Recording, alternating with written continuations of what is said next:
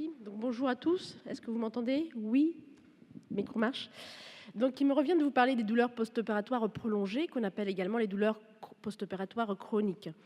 J'ai 15 minutes pour vous parler de cette thématique qui m'est chère et je vais essayer de vous donner les messages clés, parce qu'en 15 minutes, on va aller à l'essentiel sur cette problématique qu'on rencontre tous en tant que soignants, mais également en tant que patients ou citoyens.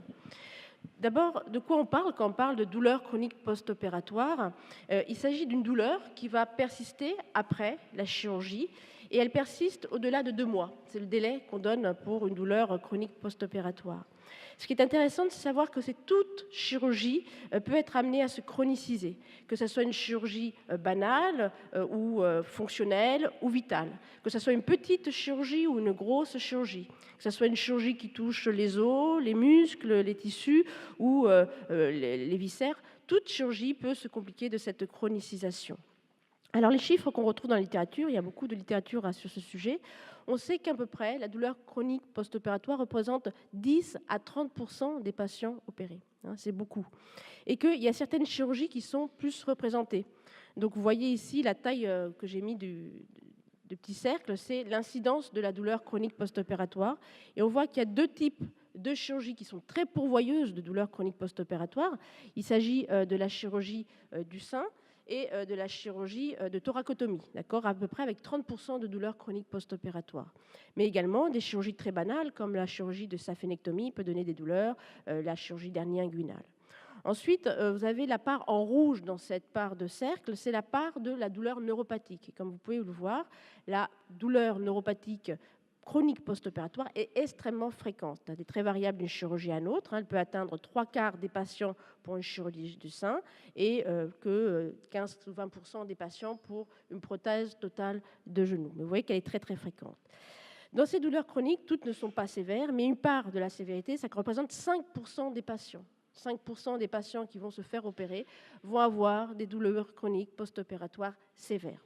C'est également un élément très important quand on le regarde par rapport aux chiffres de ces interventions. En France, on est près de 10 millions d'interventions en France, c'est-à-dire que si on part sur 5% de patients qui ont des douleurs chroniques post-opératoires, c'est-à-dire que plusieurs milliers de patients douloureux chroniques sont fabriqués, entre guillemets, par la chirurgie. Et donc, pour avoir des idées plus précises, parce que plusieurs milliers, on a du mal à s'imaginer ce que c'est, sur la PHP, par exemple, on fait 200 actes chirurgicaux par an sur la PHP, ce qui représente 10 000 patients ayant des douleurs chroniques post-opératoires sévères. On est sur les 5%. Et puis, si on va au niveau de nos hôpitaux, moi je travaille à l'hôpital de Gare, à Raymond-Poincaré, donc un petit hôpital avec une petite activité de chirurgie orthopédique, 4000 actes chirurgicaux par an, et bien ça nous fait que tous les ans, on fabrique 200 patients avec des douleurs chroniques post-opératoires. Alors, c'est beaucoup de sang, 200 quand c'est des douleurs sévères qui ont besoin de plusieurs consultations pour essayer de les prendre en charge et qu'on sait que c'est des douleurs qui sont parfois très difficiles à traiter et puis qui parfois persistent pendant de longs mois si ce n'est pas à vie. En effet, ces douleurs chroniques post-opératoires, elles ont un impact très très important. On les voit dans nos consultations d'évaluation et traitement de la douleur et on a peu de chiffres en France sur savoir cet impact sur ces patients. Mais on a des chiffres qui nous viennent un petit peu de plus loin, ici des États-Unis, qui nous rapportent que d'abord ces douleurs sont peu reconnues en ville, avec un délai entre les symptômes et le diagnostic qui peut aller autour de 10 mois, alors qu'au départ, c'était une intervention que le patient est passé entre les mains des médecins. Qu'elle entraîne de nombreuses comorbidités, parce que la moitié des patients sont dépressifs, la moitié ont des troubles du sommeil et la moitié ont des troubles anxieux importants suite à la présence de ces douleurs post-opératoires. Que les traitements sont lourds. Les patients qui ont des douleurs chroniques post-opératoires ont montré qu'on avait plus de 80% qui prenaient déjà 2 traitements médicamenteux et en première position des opioïdes, comme vous pouvez le voir ici sur ce graphe. Également, ça coûtait très très cher. Aux États-Unis, vous avez qu'un patient qui a des douleurs chroniques post-opératoires, si on fait les coûts directs, c'est à peu près 11 000, mais si on en rajoute les total de coûts indirects, c'est-à-dire les arrêts de travail, etc., ça va jusqu'à 30 000 $ par an. Alors, avant de rentrer dans le vif du sujet, je voudrais juste vous montrer une diapositive pour essayer de comprendre la physiopathologie de cette chronicisation d'une douleur post-opératoire. Alors, je montre toujours cette photo qui, un traumatisme chirurgical est toujours double. Il y a un traumatisme chirurgical des tissus, des muscles, des tissus environnement, mais également un traumatisme nerveux. Le nerf est abîmé parce qu'il peut être étiré, il peut être coupé, il peut être écrasé, il peut y avoir une inflammation autour de lui. Et l'ensemble de ces deux traumatismes vont entraîner une cascade d'événements inflammatoires qui vont aboutir à ce que les nocicepteurs en périphérie vont réagir plus rapidement à la douleur, au stimulus. Et donc, c'est ce qu'on appelle la sensibilisation périphérique de la douleur. Et on sait que quand cette sensibilisation périphérique persiste, dure dans la durée, elle va aboutir à des modifications du système nerveux central, au niveau de la moelle, au niveau du cerveau, avec une amplification du message douloureux, essentiellement en agissant sur les récepteurs NMDA. Et cette sensibilisation de la centrale, avec des modifications de ce système nerveux qu'on appelle neuroplasticité, peut conduire à la chronicisation du traumatisme, de la douleur initiale, alors que ce traumatisme est considéré comme guéri, cicatrisé. Cette sensibilisation centrale également, il y a de nombreuses revues de la littérature qui montrent qu'elle peut être modulée. Elle peut être modulée par plusieurs facteurs qui sont les facteurs suivants, les facteurs psychologiques qui peuvent soit augmenter ou diminuer cette sensation douloureuse, les prédispositions du patient, c'est-à-dire l'histoire avec laquelle le patient arrive lors de la chirurgie, son histoire douloureuse, mais également son histoire génétique, et également les opioïdes qu'on donne pour soulager les douleurs et qu'il faut donner pour soulager les douleurs, mais on sait qu'également, dans certaines conditions, ces opioïdes peuvent également augmenter ce qu'on appelle la sensibilisation centrale et avoir des effets nocifs sur cette chronicisation. Alors, maintenant, si on revoit quels sont les facteurs de risque qu'on connaît en préopératoire, qui sont facteurs de passer d'une douleur aiguë à une douleur chronique. Premier message, c'est que nous ne sommes pas tous égaux avant la chirurgie et que maintenant, on est certain que la douleur préopératoire prédispose à une douleur plus intense, aiguë, mais également à la chronicisation de la douleur à long terme. Que cette douleur soit présente sur le site opératoire, on va se faire opérer d'un genou, on a mal au genou avant, mais également une douleur en dehors du site opératoire. On est fibromyalgique, on est douloureux chronique depuis des mois, on a une lomboradiculagie, on va se faire opérer du sein, etc., etc. Ça fait qu'on a une histoire douloureuse. On sait que l'intensité et la durée de cette douleur préopératoire est également un facteur de risque.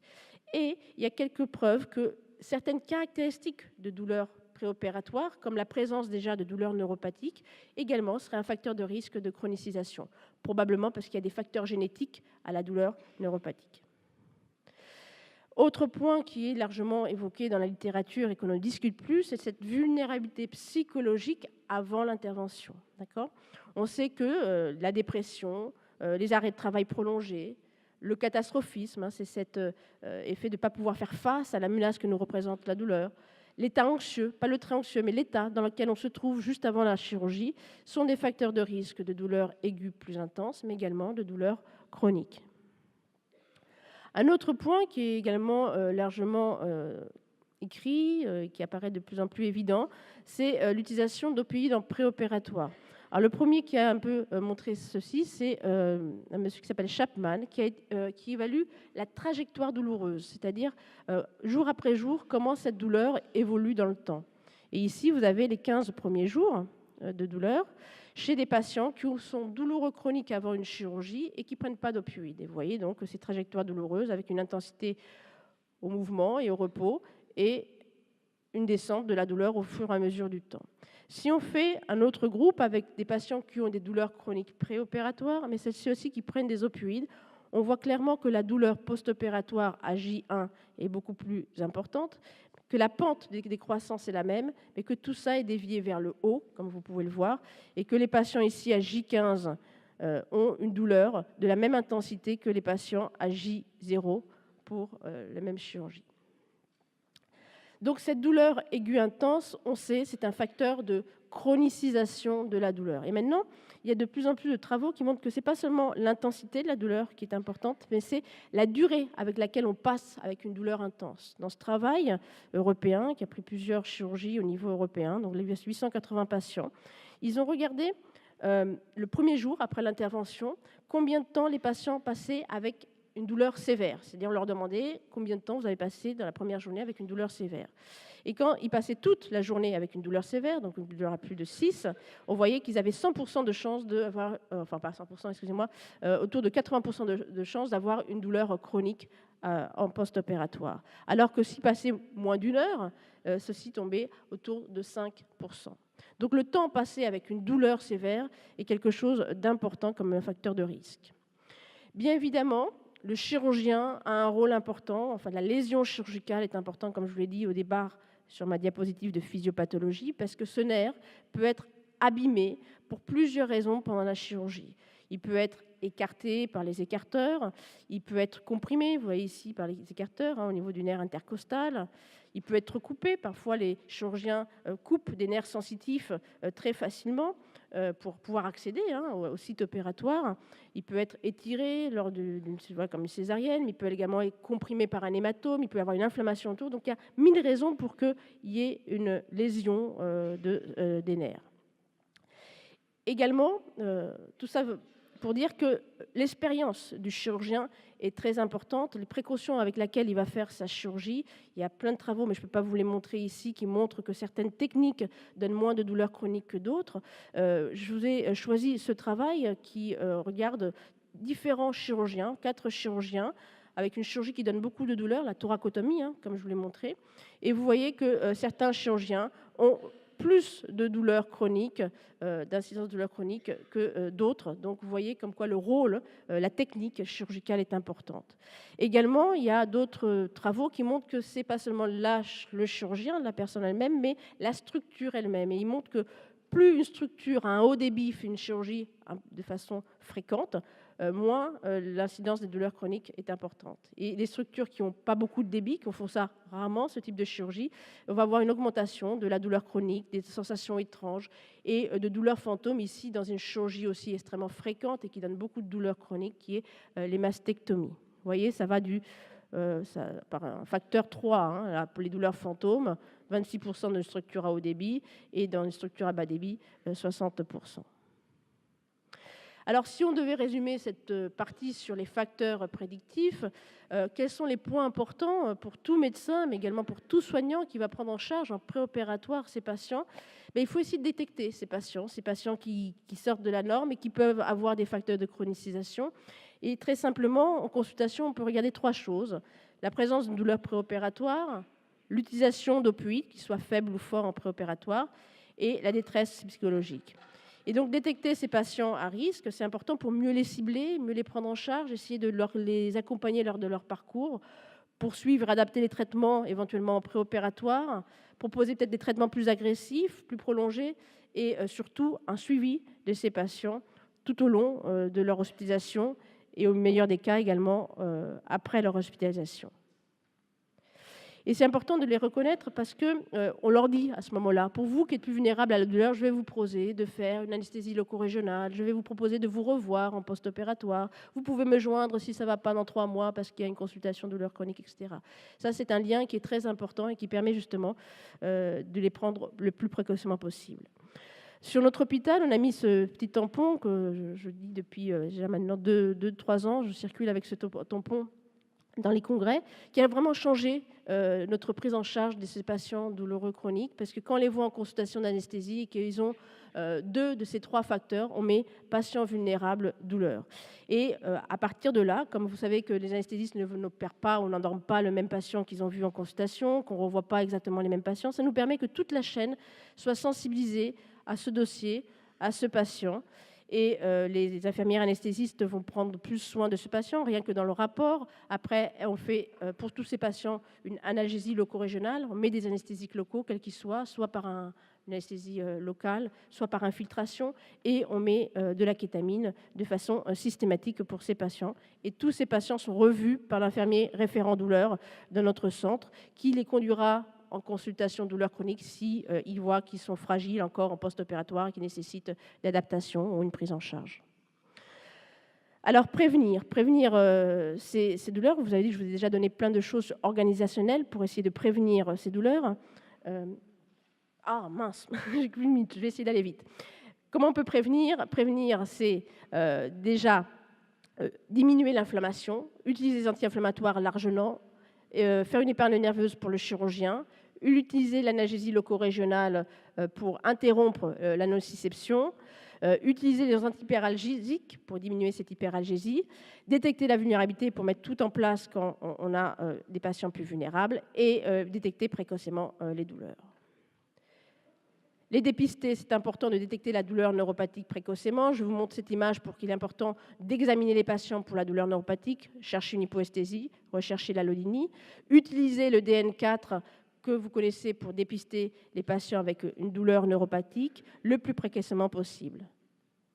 Les traiter, un mot pour les traiter puisque j'ai plus qu'une minute, mais savoir qu'il y a des douleurs, des recommandations récentes avec un algorithme qui est très clair pour prendre en charge ces patients avec des douleurs neuropathiques, qui est en 3 niveaux, première ligne, deuxième ligne, troisième ligne.